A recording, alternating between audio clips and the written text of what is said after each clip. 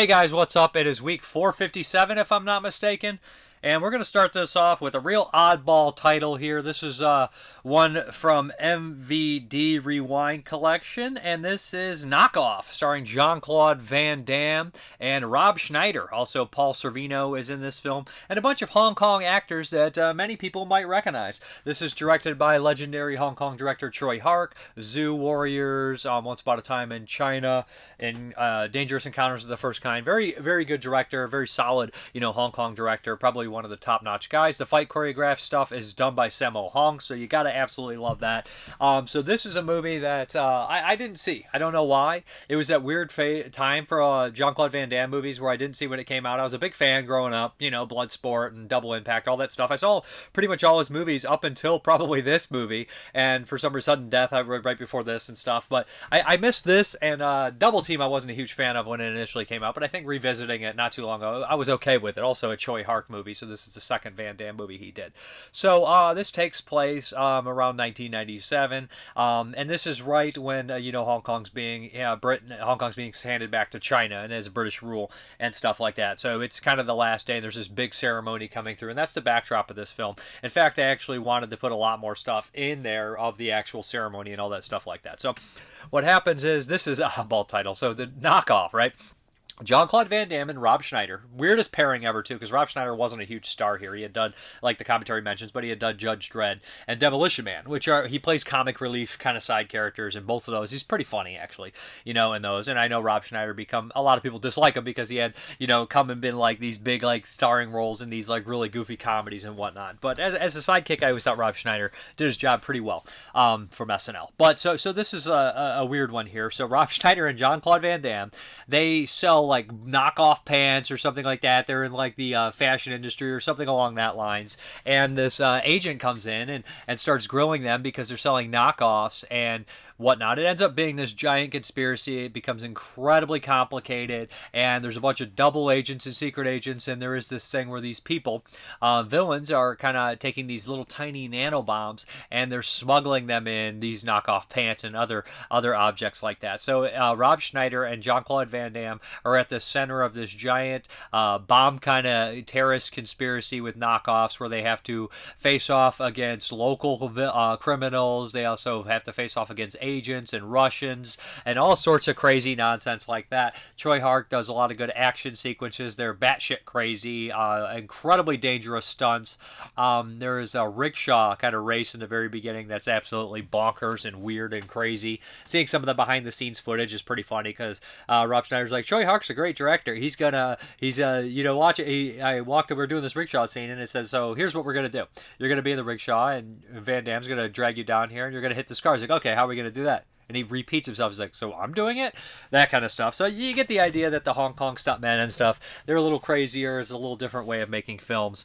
And the special features would back that up. So, I've seen tons of Hong Kong, horror films, Cat 3 films, Shaw Brother films, Golden Harvest films from all different periods of time. Mostly, the 80s, all different periods of times. But mostly the 80s and 90s is kind of the stuff that 70s, 80s, 90s, 60s, 70s, 80s, 90s. But a lot of the contemporary stuff is mostly from the 80s and 90s.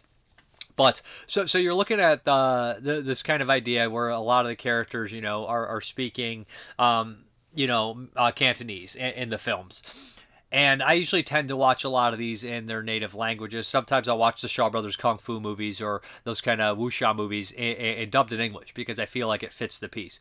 But every once in a while you'll be watching one of these movies and they'll have an actor come in who's British or white and they'll speak and they'll be really weird ADR'd even if they are speaking English or Cantonese. They just seem off. It doesn't seem correct. It seems out of place.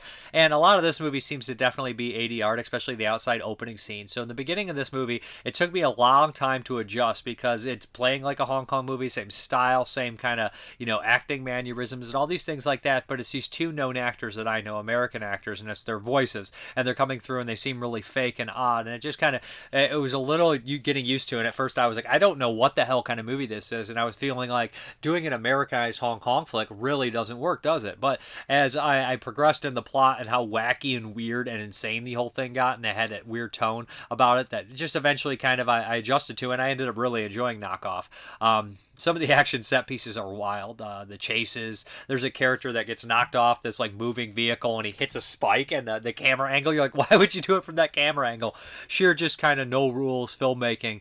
But overall, this is really enjoyable. Paul Sorvino is off his goddamn rocker in this movie. And I think Jean-Claude Van Damme and Rob Schneider, they can make a decent duo, honestly. But as far as the special features, we have a handful here. We have a 4K restoration from the 16-bit scan of the original camera negative. And then we have HDR10 on there, 5.1 sound, and the 2-point stereo.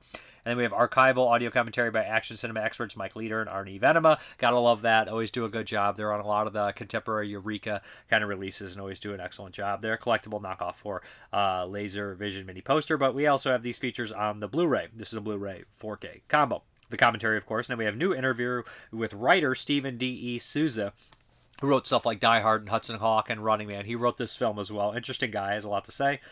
New interview with Mosey Diep, Daiman, who was, a longtime collaborator, Jean-Claude Van Damme producer, talks about working with him and getting him this movie and the movies previous. Archival 2020 interview with Stephen D.E. D'Souza, again, talking about that. We have an archival, kind of similar to the other one, if I remember correctly.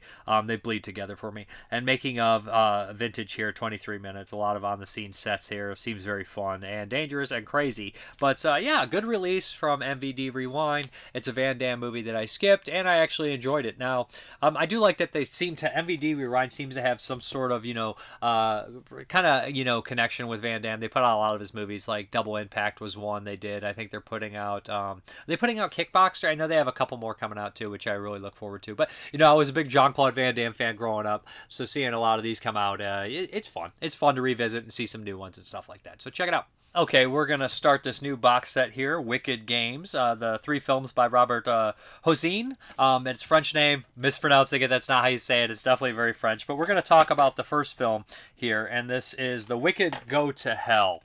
I think 1955, if I'm not mistaken. And this is kind of like an unlikely pairing character kind of prison movie. Those classic prisoner movies. What's the original where, it's 2 escaped prisoners and they're chained together. They don't like each other. We kind of have that idea here where these 2 prisoners escape prison together and they're like kind of together and they have no real choice, but they have a choice. It's a little bit more complex than that. So let me start from the very beginning here. So in the very beginning, this is based off a novel, which was it, a stage play originally or something along those lines, but it's based off a novel, and they're talking a little bit about, on the commentary we have Tim Lucas talking a little bit about differences between the novel and things of that nature. But we have these 2 criminals, and there's Morse code going through. This guy's put to death in this French prison. I don't even know if it's necessarily France, because the opening tells you this is not really a portrayal of the real French prison. The French officers don't really carry guns, yada, yada, yada. It kind of goes through this whole element here. So it's not really a movie that's probably supposed to be political in any aspects when it comes to the prison system. It's more so just a story about these 2 characters and 3 characters within it.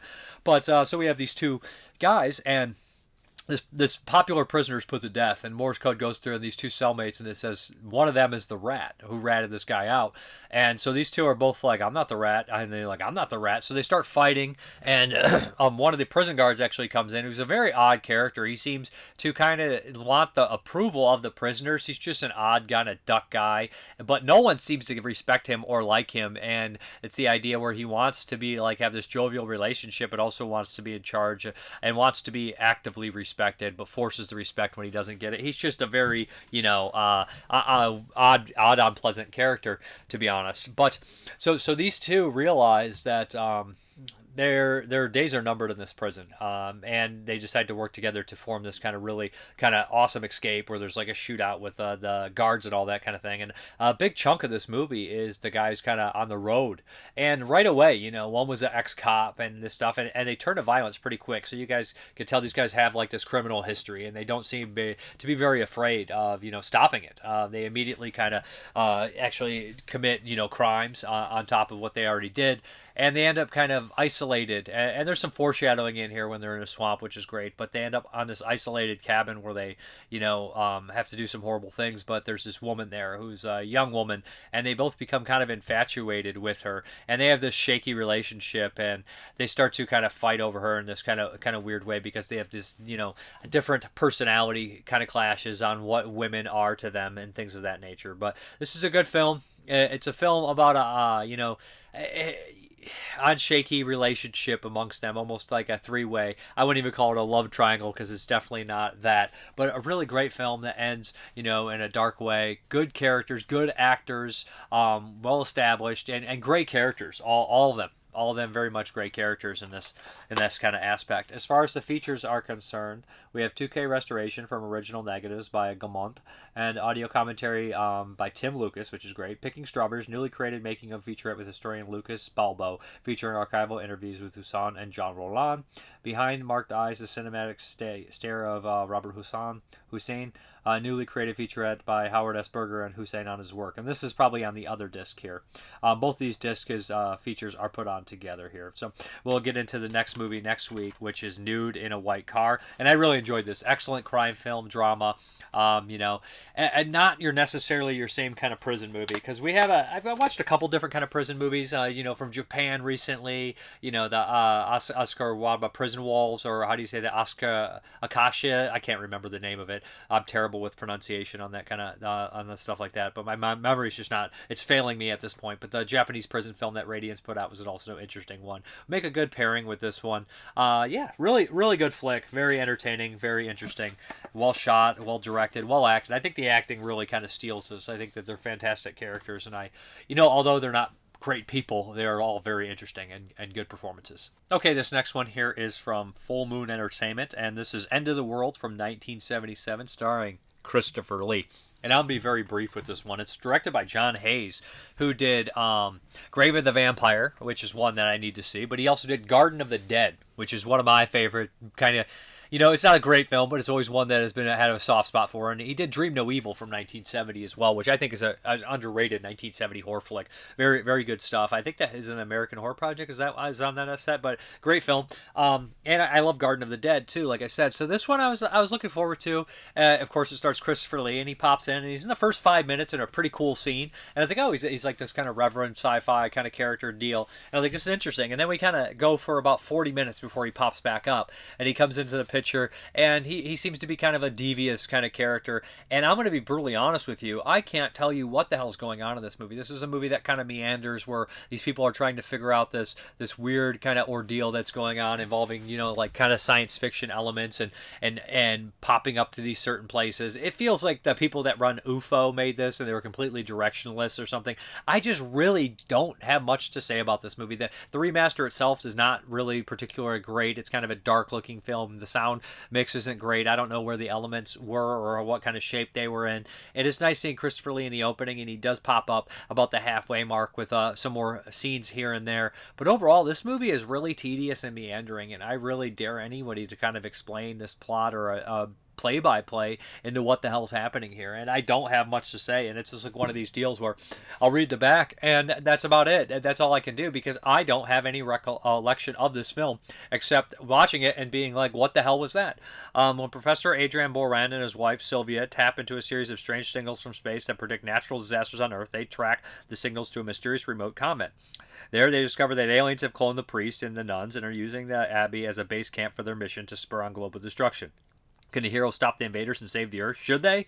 An early effort from producer Charlie Band. 77's End of the World is a moody, bizarre science fiction drama that combines elements of sophisticated genres like The Day the Earth Stood Still and the gritty down-market vibe of the 70s exploitation horror films, something that director John Hayes, Grave of the Vampire, Garden of the Dead, excelled at. Featuring the iconic Christopher Lee in a dual role and elevated by a supporting cast that includes Sue Lloyd, Dean Yeager, and Lou Aries, or what is that, Aries? Battle for the Planet of the Apes, Salem's Lot. I think I do know that actor. End of the World has previously only been available on disc and mighty transfer stock from video stores. Full Moon recently unearthed the pristine 16 inner positive movie, now remastered in HD and looking better than it's ever looked. End of the World is a slice of vintage 70s sci-fi ready to be rediscovered. I'm not particularly a fan of this film. I feel like it's kind of flat and boring and meandering. And I didn't think it looked particularly spectacular. I imagine that it even looked worse on its initial release. So I'm not sure. I don't want to dog on the release itself, because I don't have anything to compare it to, except that I was not very happy with this film, and it's a very forgettable effort from the director and Christopher Lee. Okay, we're going to do a theater watch here, and we're going to talk about 2026's Send Help, directed by Sam Raimi, one of the greats of all time. Stuff like the Evil Dead films, Darkman, Quick and the Dead, the Spider-Man original trilogy here. So Sam Raimi, I've not seen a Sam Raimi movie in theaters in a very long time. I'm trying to think if I ever saw a Sam Raimi. I think I'm pretty sure I saw one of the Spider-Mans in there. But, I've been a big fan of the Evil Dead films and whatnot, and, of course, Darkman, Quick and the Dead. But Sam Raimi is Simple Plan is an excellent film. Is a really, really strong director. Some of the stuff he does I'm not interested in, but seeing him kind of go back a little bit to his horror roots was really fantastic. So it stars Rachel McAdams and Dylan O'Brien are the big stars here. And I really didn't know these actors too much, but I absolutely loved their performances in this. Thought they did a fantastic job. Dylan O'Brien I did know from Caddo Lake, and I thought Caddo Lake was a fantastic science fiction movie. It came out maybe 2024. He did a great performance in that, really heartfelt, fantastic performance. So this one here is, I feel like Sam Raimi always has kind of an obsession with the corporate world. There's always like corporate kind of assholes in his movies and things of that nature, or like business guys that are just dog eat dog kind of world. I think that Sam Raimi does have that idea that he sees these kind of dog eat dog world, eat or be eaten kind of mentality. And I think that, he probably has, some disdain for the whole idea, or he's going to have fun with it at the very least. So Rachel McAdams is great with what she does. She works in an office. She's a numbers girl. She does what the hell is her actual job? There's a couple gags with kind of puns with it, with her actual title of her job. Not accounting, but something. But yeah, she's great in here, and she's kind of this frumpy girl who doesn't really get much attention. She does a fantastic job, but she's a useful evil to them, right? She's not what they're looking for. And the old boss has passed away, and his son's coming over and taking over, and she was promised the vice president position. Dylan O'Brien is that son, that young kind of asshole, complete douchebag, every generic kind of character that you would think, that kind of douche bro entitlement. His dad gave him everything. He never worked for anything in his life, and now he's in charge. So right away she's very upset that she gets passed up with the promotion, and along with a couple other people that work there, including Xavier Samuels, I think, from what is his last name? I think it's Xavier Samuels. He's in stuff like Hurt. Loved ones. He's in that one. So this group is kind of going to travel to Bangkok, and their plane goes down, and they get stranded on this island. And that leaves Rachel McAdams, who is just particularly good at staying alive on these islands, and Dylan O'Brien, who's not. And this plants some sort of different power dynamic that her boss is there, and she's actually the one who has power. And this makes some really interesting changes in characters and motivations and amazing reveals amongst them. There's a great scene where they get to act, and you can look in their I always say, look in their eyes, how they're acting here. And there's this beautiful kind of reveal. I don't want to spoil too much about this one because it's relatively new. The camera work's fun, Sam Raimi has a tendency to just do really weird shots where it's close up on their nose to make it gross and personal. And there's some really great gross out moments that are totally Sam Raimi, totally fun. There is some CGI animals that don't look great, but I understand why it's used that way. There's some gory, nasty bits, and overall it has like kind of a mean streak that I love. I really enjoy the two lead performances here. I think they're fantastic. The CGI is not always amazing. The location is amazing. The acting is amazing. The story is a lot of fun. We've seen it before. That idea, right, when the kind of situations change and you kind of have this, I guess you do some psychology thinking about these characters. It's really kind of a great stuff here. I would highly recommend Send Help. I had a lot of fun with it, and real winner. I think a lot of people will like this one, especially if you like Raimi and this kind of attitude. It's a good one for sure. Check it out. All right, guys, let's get into those 1983 movies. I have returned.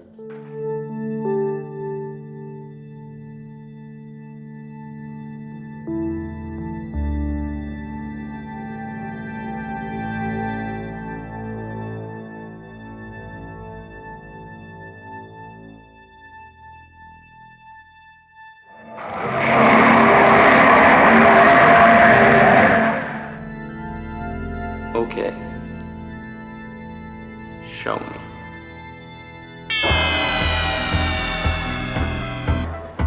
Where is the music now?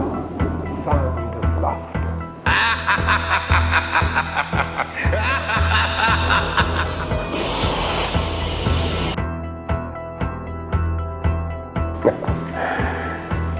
There was never laughter.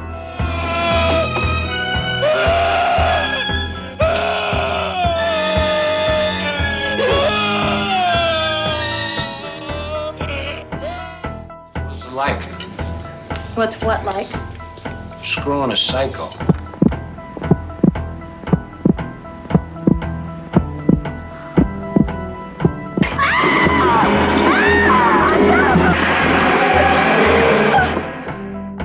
What the fuck was that?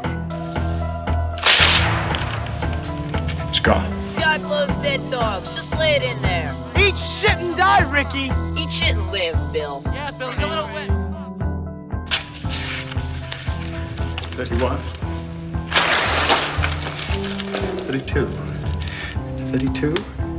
Year of a man's prime. Loved by many women. You might still learn to swim. 32. Going. Gone. The kid was cut in half, Arnie. They had to scrape his legs up with a shovel. Well, isn't that what you're supposed to do with shit? Scrape it up with a little shovel? One final moment of revenge. Wondering what's real. All of it is real. You want to see something really scary? You bet. Really? Yeah. Get the Videodrome! Long live the new flesh! No choice but to kill the son of a bitch. Living one's entire life in a state of fear. It is all I have ever known. Fear. Are you ready? Okay, go ahead.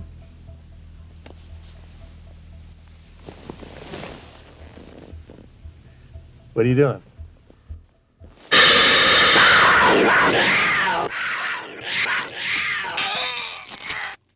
All right, the first one from 1983. Not necessarily a horror film, but I'm starting it. We got Mark Gregory here, and it's Adam and Eve.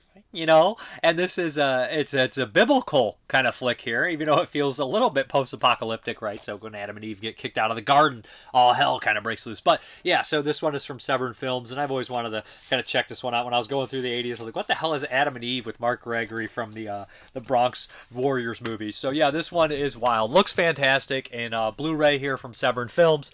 And right away, right when I noticed this, it's in a beautiful location. They obviously cast two very good-looking people to play Adam and Eve, and they're relatively nude. They're fairly nude. Almost the entire movie. You know, maybe some loincloths here and there. But yeah, so it's incredibly sincere when it opens up, and I was like, oh, this kind of would have to be. And I was like, oh, this is really really well shot in a great location, and there's tons of really, you know, I guess the locations are really the star of this movie because they jump from all these different kind of, you know, habits, you know, like experiences, cold, warmth. And I don't know how much this was done on the set. I would say none because there's not really any features on here. There's like one feature with the editor on here, which I actually did miss. I forgot to watch that. I was supposed to watch it this morning. Completely slipped my mind. But yeah, so the story of Adam and Eve, of course, the biblical story. Eve takes the apple from the snake, and they're kicked out of the garden, and all hell breaks. They have to have, you know, no knowledge, right? And they got free will, so they're exposed to all the horrors of the world that everyone else is exposed to. What they run into is a pterodactyl of sorts. They also run into these kind of strange, like, cave-dwelling people, and they also run into, like, I guess the missing link kind of ape man that they have these fights with, and she ends up finding another male and stuff of that nature, and there's this kind of love triangle, a hilarious fight scene with the bear, but it's all done in a sincere way, and at first the seams don't really show. You think this is like, oh, this is a pretty expensive, well done movie, and I don't know if the budget ran out or what, but then when we have all those guys in the gorilla suit, you're like, we have like 4 suits here, and they just keep reusing the same suits. Like there's one that's bald, and he's like, and you keep seeing that guy like 100 fucking times. So it's just like, that guy, I've seen that guy die already like 4 times. I know that the gorilla men can only look a certain amount of way, but it does get violent at times, and it feels like a jungle adventure movie, post-apocalyptic jungle adventure movie in a weird way, but it's got the biblical stuff, not necessarily a horror film, but overall definitely an interesting watch. And I guess no one else would have this one. This is Adam and Eve, a bizarre film for sure. And the one feature on here is the Forbidden Cut interview with editor Gianfranco Amacucci. Yeah, so Mark Gregory is an odd kind of character here, of course. had a strange outcome in life and whatnot, a tragic ending, and had a small little run in the early 80s, starting with the Bronx Warriors and Escape the Bronx and Adam and Eve and the Thunder movies and some other ones as well. But yeah, this one here, check it out if it sounds like it's up your alley. Severance Film did a great job with this release. Okay, moving into the post-apocalyptic movies of 1983. Did I cover any of these yet for 83? Because 82 had the 1990 The Bronx Warriors, so Italy had a hit with that overseas, so boom, they immediately went into production on Escape from the Bronx, one of them. They definitely realized it was going to be a big hit, so they wanted to make a sequel. I think New Barbarians came out first, but okay, Escape the Bronx here, again, starring Mark Gregory. It's directed by Ennio G. Castellari, who... does he have a small role in this one? But his brother does, Ercolani, who pops up in Tenebrae and The Last Shark and a bunch of other things, and Killer Crocodile. He's in this one. So yeah, Escape the Bronx, a Blue Underground release. Mark Gregory comes back. And, you know, a lot of the characters die from the first one, including Fred Williamson, Vic Morrow, tons of people,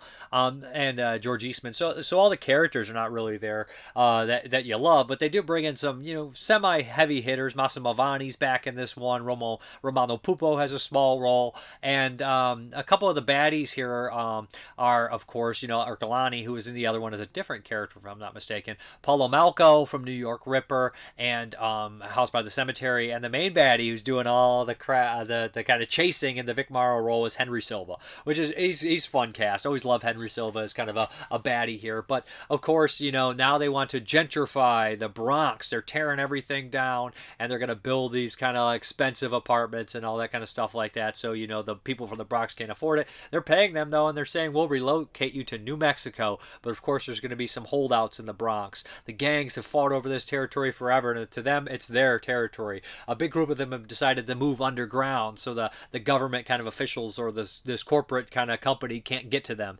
But Mark Gregory refuses to go underground, so he fights them on their level. Of course, you know, they're going to be pushed, and he's going to have to join forces with the guys underground and fight back on these evil guys that are ran by Henry Silva.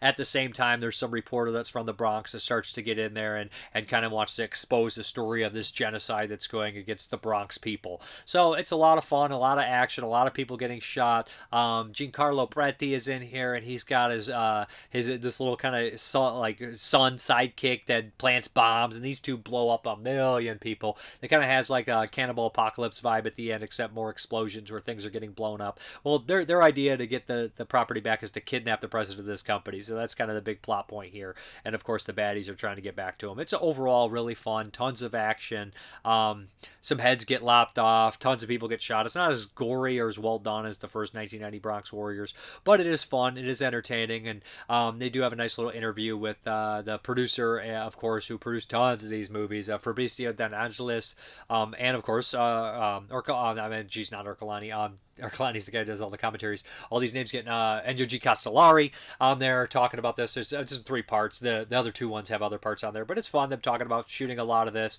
and you know, a little bit of this in the Bronx, and then coming back and shooting a big chunk of this in Rome, and using, I think they only used one, the classic kind of stuntman, the Octavia guy from Zombie was the stunt guy. So yeah. Anyways, this features include audio commentary by co-writer director Ennio G. Castellari, and Fabrizio De Angelis, and Conversation Part 3, The Hunt for Trash interview with Bronx Warrior superfan Lance Manley.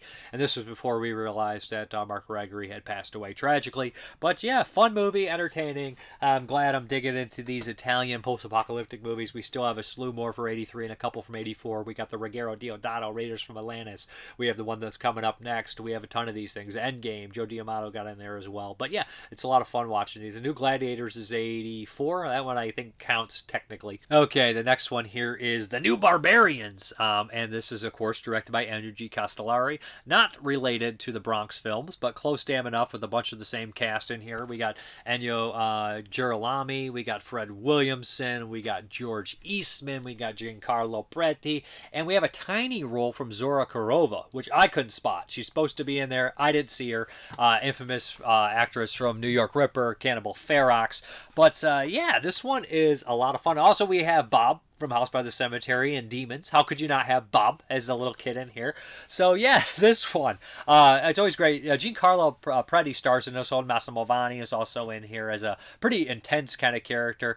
But what we have here is a post-apocalyptic movie where these Mad Max Road Warriors rip off mostly we have these guys called the Templars, led by George Eastman, with Ennio Girolami in there as well as Massimo Vanni, and it's pretty much the main kind of baddies in here, but there's a bunch of other ones too. And what they do is they go around and they want to wipe out civilization. They have crazy haircuts, and their goal is to kill everyone they come in contact with, because human beings do not deserve to be alive. They deserve to be punished. And Giancarlo Preti is just a guy trying to survive, knows the Templars, does not like them, and he ends up saving this girl from them, and that kind of puts him back on the radar, and they obviously don't like that. Some of the younger guys want to take him out, but Fred Williamson is a guy that's going to side with him and try to help him out. They have a long history, and there's going to be a big showdown where, of course, Bob and Fred Williamson and Preti are all going to face off against the Templars. There's a really insane scene in this film, right, that I did not see coming. And I did see this movie before. I did not remember the scene, but I must have blanked it out of my head, where there's a male rape, because the Templars all, they carry out sodomy on other men. Maybe because they don't want the population to carry. I don't know. Whatever it is, it's some weird perversion that they have to rape other men and whatnots. But if you ever wanted to see George Eastman rape somebody, then this is the movie for you. I know it comes close in Rabid Dogs, but this one goes all the way. So New Barbarians, a lot of fun, a lot of wacky weapons, more explosions, laser kind of shots. So it does seem a little cheaper than new 1990 Bronx Warriors, I would say, but I'd say that's on the level with Escape the Bronx. But they tended to do a little bit more, they said, because they had the vehicles, so most of this was shot, I think all of it, in Italy. So this is a little bit different than the other ones, so maybe they had a little bit longer to do some of the stunts and things of that nature. A lot of fun. Enjoyed this New Barbarians movie for sure. We do have a commentary by Andrew G. Castellari again, and Castellari and Fabrizio De Angelis in Conversation Part 2. And then we have Tales of the Hammer interview with Fred Williamson, which is great because that thing's like 20 minutes. He talks about how he got to start early in his career, how he kind of was a football player, and he got his name, and he goes through his whole history of starting out early and becoming the star, and how he made it in Italy and all that stuff. Really interesting for fans of Fred Williamson. Great interview. I'm a big Fred Williamson guy. I think the first time I ever saw Fred Williamson probably was from Dusk Till Dawn, and I was like, oh, who's this guy? And Frost, he was excellent. And then probably MASH is Spear Tucker Jones.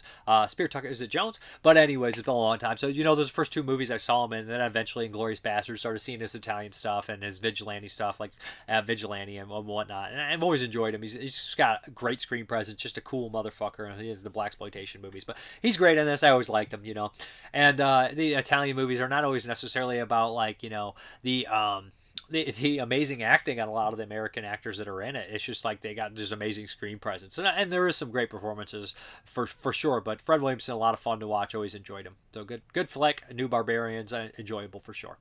Okay, this next one here is an oddball title. It is The House of Yellow Carpet, an Italian flick here. And this might have been like a stage play deal, if I'm not mistaken, first off. But pretty much just 4 actors in the entire film. And it starts with this couple. The male is actually played by the star of The Wounded Man, which is a kind of a thriller film that I'll cover for 83 as well. And he plays like this gay kind of hustler character in that. But he's the husband in this. He's a pretty kind of famous kind of actor, French actor, very memorable. And they have this yellow carpet that they want to get rid of. So they put this ad in the paper that says, please come, we'll sell this carpet, looking for buyers and whatnot. And right when a buyer's supposed to show up, the husband's car's getting towed. So he runs out of the place. He's like, my car's getting towed. I'm sorry, honey. And this guy shows up, this real bizarre guy. He's an actor, pops up in like Vola la Vera, which is the 81 or 82 bizarre kind of Eastern European movie about the flu or the measles that kills a bunch of people. Good film from kind of a horror-oriented, real-life horror movie. Good one. But he pops up, and he's just oddball guy. And at first he has like this bad hand, and he's like, I'm interested in the carpet. And he's just aggressive. And then he starts telling her story. I killed somebody years ago, and blood spilled on this carpet that's very much like this. And he starts telling this elaborate story, and it's really fucked up and twisted. And you're like, where is this going? And he ends up locking her in here, and he starts this kind of weird, like torturous kind of elements and things like that. But I don't want to spoil what comes next, because there's twists and turns, and it's not really a movie that's riddled with a bunch of killings or violence or anything of that nature. It's definitely a psychological aspect, and it is a little, it's not all that much happens, but the stuff that big opening in the first act is really intriguing and interesting, and I think the second act is decent as well. The third act is just okay and a little bit whatever, but overall I thought The House with Yellow Carpet is interesting film, and that not many people have probably talked about or seen, but good one, and good premise, good opening. It just couldn't hold me all the way, but I did enjoy the thing. I think it's worth watching for sure. Check it out. Okay, the next one is another oddball from '83, and this is called The Greenhouse. And this actually had a couple actors that I recognized. It had Bernard Tsui, who pops up in, he's in a couple, but the one that I think most memorable to me is he is in The Devil's Honey as kind of the gay best friend, who's just kind of a really catty gay best friend. Good performance in that one. A good one here, too. He's got that look about him where he just seems like a prick. He's also in Hell of the Living Dead in a small role. And speaking of Hell of the Living Dead, so is Victor Israel, who's also in this movie. Very memorable actor. The face with the hair on the sides looks a lot, like Larry from the Three Stooges. He's in this one as well. He's a very, he's kind of the poster, one of the poster zombies in Hell of the Living Dead. He's in this as well. So those are kind of the two memorable ones for me for horror fans. But this is an oddball film. Kind of follows this kind of lonely loner guy who has his greenhouse, and the plants are his life. He takes care of them, and one day he kind of runs into this asshole guy, Bernard Tsui, beating his girlfriend up in the street, and he kind of steps in and helps her, and he becomes infatuated with her almost as much as he's infatuated with his plants, and they start to have this kind of weird relationship, but she's not being truthful and honest, and there ends up being this kind of cruel twist in it, and it gets really weird and bizarre, and there's revenge from beyond the grave involving the greenhouse. I'll leave it at that. There's a couple deaths in here, but there is a real surreal scene where somebody is cutting a plant, and it's the point of view of the plant, and I was just like, this is fucking bonkers and weird and insane. And I think the greenhouse remastered and everything, I think a lot of people would dig this one. It is incredibly bizarre and unique, and I would recommend this one, Greenhouse. Kind of like The House with Yellow Carpet. Both of them have oddball kind of premises, and I think they're weird enough and different enough that I think that people will enjoy them. I think this one is more oriented towards like a classic horror film than the other ones, but it's like that idea, right, that I thought this guy was going to be really the villain of it, the greenhouse guy, but it's not necessarily what happens. But interesting stuff. Check it out. Okay, the next one is Hot Panties. Yes. And this is directed by a guy who pops up as like a bit actor in a lot of bigger movies. So I don't really know too much about him. But so this is an oddball film. The lead actor pretty much pops up in, this is a Spanish film, all of Juan Piquer Simon's big films. In some way or another, he pops up in like Pieces and Slugs. He's in all the big ones, and The Rift. So Cthulhu Mansion. So he's in all these ones, and he's in this film, of course. And this is listed as a comedy horror, and in the world of Internet Movie Database nowadays, it's insane. People they keep changing their tags. They're like, something wicked this way comes in Dead Zone. No longer horror tags. But nobody's seen Hot Panties, so it's still listed as a comedy horror. I don't know if this is really a comedy or a horror movie. It's mostly a softcore kind of film and maybe a light thriller. But so what we have here is in the very beginning, this guy, he has a girlfriend and they sleep together. We have elaborate sex scene. He kind of goes somewhere else and sleeps with some other girl, and then the girls sleep together, and we have a lot of this going on, and it seems like to be a very open kind of everybody having sex with each other deal.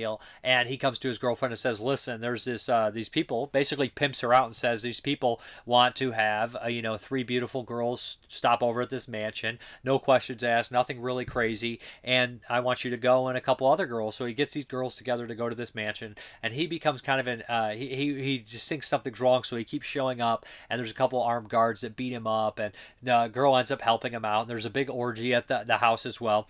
And then when he comes out of it and everything's said and done, he goes to approach his girlfriend, and nobody remembers who the hell he is. He's like, we don't know who you are. And that's kind of where the last act of the movie takes place, where we're in this world of fantasy and reality where he doesn't necessarily know what's going on, and they're trying to kind of confuse the audience, but they'll pop in more sex here and there. And the ending kind of, I guess the whole ordeal was a premonition of sorts, but we get a bunch of sex during the premonition, and a lot of it's not hardcore because you don't see actual penetration, but it's pretty damn explicit in terms of softcore and whatnot. This is not I don't know if there's a longer version of Hot Panties, but I think I've seen enough. It's not the worst movie ever. I've seen a lot of softcore and porno horror films from 1980, 82, and 81 and stuff of that nature. But this one, I would just say this one's all right. I think that most of the people are pretty attractive, so that helps. I know if you're going to watch, a lot of people roll around naked together, it probably helps that some of them are attractive in this kind of flick. But yeah, I guess, give a slight recommend the Hot Panties. I don't really know, but yeah. Okay, the Patreon pick is Rope. Yes, the Alfred Hitchcock classic film here. So what can I say about Rope? This is one that I had not seen. I had heard about it for years, of course. It's done in minimal, takes, of course. You can tell where the takes are and kind of zoom in on the coat or kind of zoom in on the character, and then we'll obviously have a cut there and we zoom out and whatnot. But this is a spectacular film. I think this was possibly a stage play originally. It definitely feels like one. And yeah, so this stars, of course, the Farley Granger and Jimmy Stewart, but it's also got the lead from Gun Crazy, who I think is a fantastic actor and character in that film, and he's really good in this one as well. He plays Brandon. And this is based off kind of a loosely based on a true incident, or inspired by, it seems so, of the two rich guys that years ago, I can't remember the case, but they kidnapped some young kid and killed him just for kicks, just for fun, just to see if they get away with it. They had a superiority complex and whatnot, and that's a whole big deal with this as well. So in the very beginning of this movie, Farley Granger and Gun Crazy end up killing this guy named David in the very beginning, and they decide to put him in this chest in their elaborate kind of apartment. And these two are gay coded. They cut a lot of the gay coding out. They mention that in the special features because people are just a little iffy, about playing gay characters and whatnot at that time. And it was just a different time and place that they didn't want to kind of code these characters as gay. But they said that in the features, Alfred Hitchcock was most definitely interested in this, not because they were murderers, not because they were gay, because they were gay murderers. That interested in him to make something. Had to be a little different, a little bit kind of weird. And that's definitely what his interest point was. So we have these two characters that they seem like kind of polar opposites. One, you don't know necessarily why he did it. He's incredible. Farley Granger's incredibly nervous during the entire film about it. But Brandon's a little bit different. He seems so calm and collected. It seems to be getting off on the whole situation. So they're having this party. That's the whole gimmick. They killed this person to show how superior they were. An old classmate, a friend of theirs. They killed him and they're putting him in this chest, and they're going to serve the food off this chest without people knowing. And they have the candles and everything on there. And so they're inviting the person they killed's father to kind of show them these kind of first edition books and sell it to him. And it's also a going away party for Farley Granger, because he's going to have kind of this opening, I can't remember where it is, to play the piano because he's very talented. They invited Kenneth, who's an old friend of David's and theirs, who complicates things because Kenneth used to date David's girlfriend, who's also going to be there at the same time. And we also have an aunt showing up, and Jimmy Stewart, who was their old teacher. And Jimmy Stewart had implanted their head with these kind of Nietzsche kind of ideas that the inferior, complex and superior kind of beings and all that kind of thing like that. So there's this really great conversation amongst everybody where they're talking about superior beings and people being able to murder freely and all this stuff like that. And the performances are great. And the father of, David is just like, I don't want to hear this. This is terrible. But all the performances are great. All the characters are really well constructed. And the tension is great because, of course, we know what's in there. We see what's in there, and is somebody else going to find out about it? That's kind of what we're looking at here, right? And we are privy to knowledge that a lot of the other characters are not. So it becomes funny that, Brandon will keep saying comments or keep picking at people or keep pushing that envelope more and more and more to see how far he can get away with it. But of course, Jimmy Stewart has this amazing speech at the very end of the film, kind of condemning their actions and whatnot. Just a fantastic movie. The background is beautiful because it changes. It looks like partially like a matte painting, maybe miniatures, maybe models. And it reminds me of what Hitchcock did with Rear Window, right? Where we have all those different characters in the back that are constantly living their lives, and you can watch a different film if you watch them in the background. So he definitely was very noticeable about his background. He said, listen, we're going to be in this fucking apartment the whole movie. That back window has to be important because you're looking at this movie, and it's just one kind of, it looks as one continuous take, right? Like you're watching a stage play, but at the same time, you have to have great dialogue, great characters. You have to have something interesting to look at. All of them are checked out. So we start off earlier in the day, the window blinds open, and then it starts to get night again. And I think in hell, it even might get brighter again. I can't remember, but you see in the background constantly changes. It's just a brilliant touch. But I forgot to show the set here. Yeah, we got this Hitchcock set, this massive set here. I only have the Blu-ray set. I know everybody's like, well, these are on 4K now. I was like, well, I haven't went through my Blu-ray set. I just feel bad about buying a 4K set after I went through my Blu-ray set. But yeah, so this set's this great here. Has a bunch of stuff in here. But here's Rope, Jimmy Stewart there. I'm a big Jimmy Stewart fan, and I haven't seen as much Jimmy Stewart as I would like to, but every time I see him, he's like Henry Fonda. It just turns into this brilliant performance, and you're just like, I just need to get back and watch a bunch of old movies. I'd love to go through this Hitchcock box set and get myself a little bit more education, if you not will. But if not, I don't know what the fuck I'm talking about. But anyways, if I'm not too dumb already. But anyways, spectacular pick from Patreon pick. I don't remember who picked this one, but always welcome Hitchcock, always welcome classic films, always welcome Jimmy Stewart movies. But yeah, hands down, great release. Looked great, sounded great. The original trailer is completely different. It's one of those trailers that actually scenes that are before the movie. It's like that's really great. The special features on here. There was this nice little making of doc or whatnot. Where are we at? If they even list what they had here. Rope on release production. That's the kind of little making of it. It has people involved with the movie and whatnot talking about it. Production photographs and the theatrical trailer. Yeah, but John Chandler, I think, is the John Dahl. John Dahl is the character who plays it. Yeah, he's spectacular in this one. So, yeah, recommended, of course. But when would I not recommend a movie like that? Anyways, let's get in these questions, comments, and concerns. Adam Walsh, got to check out Poultrygeist again. Yes, you do. It's great. Necrops Y1, happy February. If there's one thing you can do in the year 2026 you've never done before, what would it be? Maybe start a movie series you've never considered before, dive into anime you've never considered before. What will be new for you in 2026? Cheers. Good question. Maybe I'll watch a classic film that's non-horror, or a classic film I haven't seen every week. One a week. That would be fun. That would be cool. Maybe I can do that. I would like to do something like that. Just to check off classic movies off the list that I normally wouldn't have a chance to watch. Nick from Flanders. The OG Westworld is one of my blind spots. I know, shame, shame, shame. I do love Michael Crichton's oeuvre and or some of his adaptations. Others less so. I'm looking at you, Jurassic Park. 37 Wrath of Sexy T-Rex. The first season of Westworld was pure brilliance, and the rest rather a slog, so you ain't missing much, Dave. I finally have to check this one out and fix that shameful blind spot.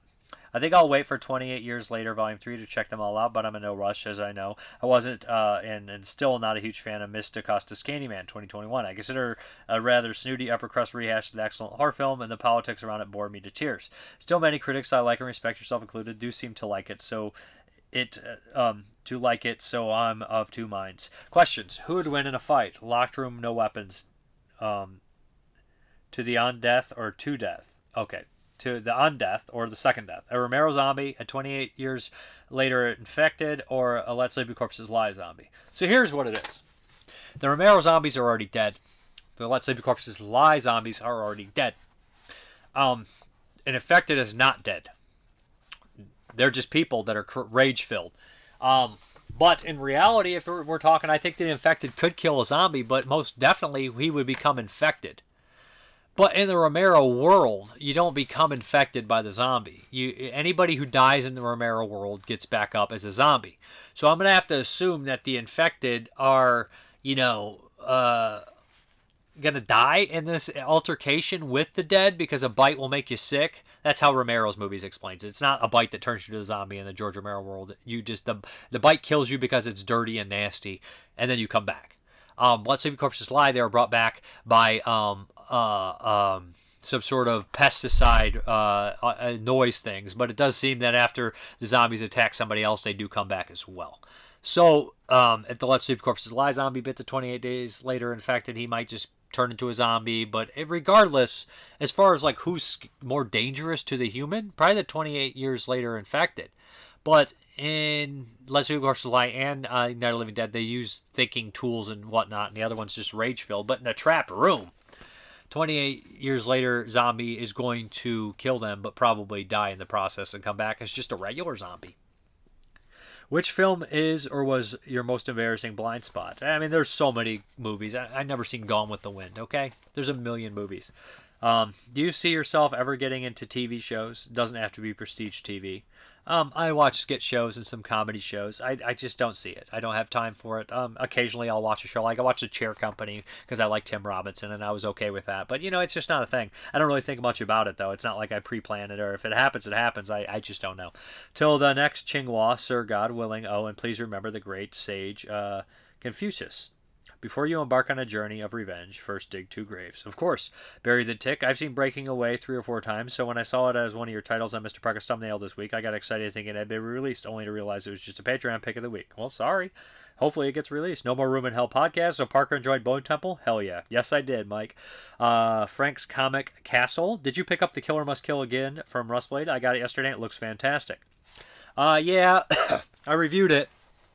It's an AI upscale kind of deal. It looks like the elements were lost, so it doesn't look fantastic. The release itself, like the packaging and stuff, is solid, but it's kind of a shame. There's special features, which is nice. And he replied when I told him that, he's, "Oh, it's too bad I have not watched it yet." So Rustplay does not have the best reputation, so it was a gamble for me. I did pick up the very nice 3-disc edition of the original Glorious Bastard. Such a fun movie. Yeah, it's a classic. Way up, dude. You do great movie reviews. Gives me a thumbs up. Thank you. Travis Linscomb. I who chose Breaking Away. I'm glad you dug it. It's just some great character-driven 70s cinema. Indeed, that's what it is. Tempo Topus. Last week I saw Hard Boil for the first time, and I saw it at a local movie theater. It was excellent to see on the big screen. Do you ever see throwback repertory showings of older movies at a theater in your area? Sometimes the main theater in my area will play stuff, and I'll go see it. I saw Hellraiser and Nightmare on Elm Street. But if I can, I'll go see them. When they play. Ken Coakley. I have seen Westworld throughout the years. When I was a kid, my mother had to get gas, and the nearest station was across from a drive-in. The particular drive-in was in the middle of the showing of Westworld. I was upset because we weren't on time. I did see it at a drive-in the following weekend. The movie did play like a TV movie of the week, especially with James Brolin, who was at the time a TV star, co-starring on a medical drama called Marcus Welby.